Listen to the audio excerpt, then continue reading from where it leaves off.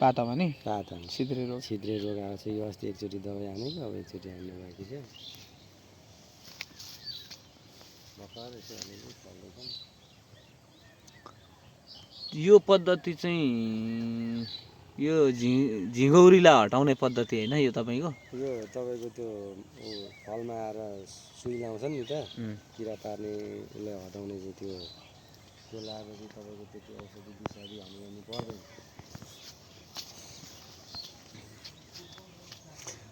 यो किन पाकिसक्यो कि कुही हो? त्यो कुहिएको हो।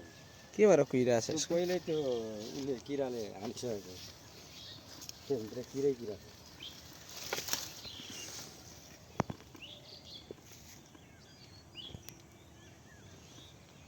यो चाहिँ कुहिएको होइन।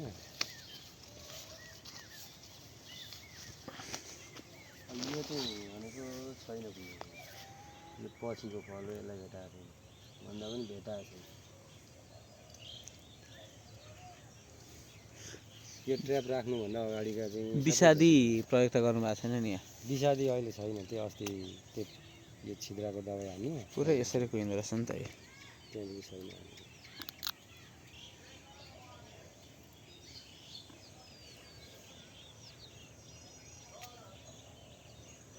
यो कहिले रोप्नु भएको थियो तपाईँले?